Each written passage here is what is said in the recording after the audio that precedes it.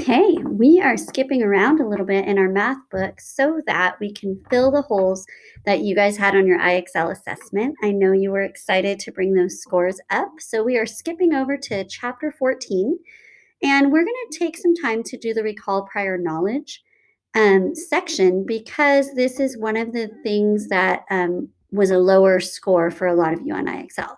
So we're reviewing some third and fourth grade concepts. We're identifying cylinders, spheres, and cones. So a cylinder has two circular flat surfaces at the bases. So at the top and the bottom, it's flat and it's circle shaped. And they're conjoined, those are congruent and they're parallel. The bases are joined by a curved surface here. Okay, so the circles are the bases and the curved surface is what goes in between. A cylinder has no edges and it has no vertices. So a vertex, remember, is where two lines meet. There are no vertices on a cylinder. A sphere has a smooth curved surface. It does not have edges or vertices. It is the same distance across for any line that goes through its center. So wherever you would draw a line and put a line through the center or around, through the center, it would be the same distance. A cone has one circular flat face at the bottom. That's called its base. And it also has a curved surface, just like a cylinder, but it does meet at the top at a vertex. So it has one vertex, a curved surface, and a base, which is the shape of a circle. So another thing that you should have learned in third or fourth grade is how to measure capacity and volume. So some units of measure for volume are liters and milliliters. So 1 liter equals 1,000 milliliters. And the one thing that we use in the United States where we use liters is soda bottles. So if you ever go to a party and they have one of those giant soda bottles that then they pour it into cups, that's a 2-liter bottle. So that'll give you an idea of what 1 liter is. It's about half of one of those giant bottles of soda. So this pitcher holds 1 liter of liquid.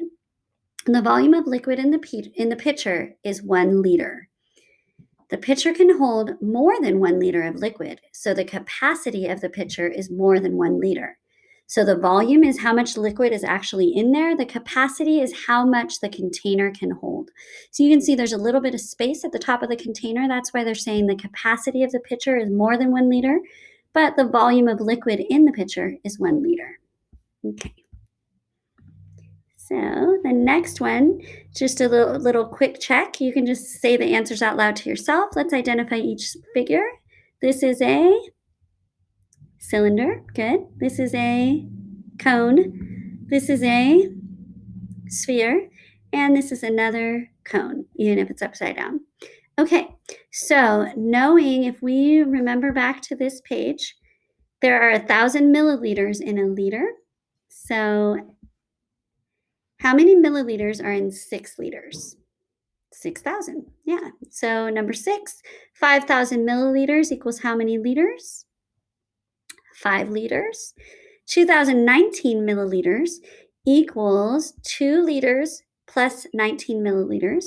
1,268 milliliters would equal 1 liter and 268 milliliters.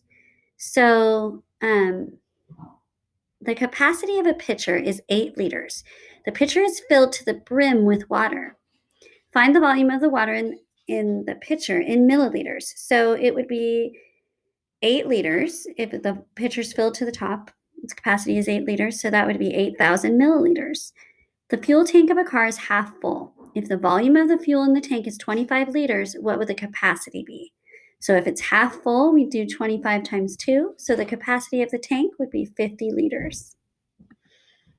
And that's the end of the review lesson.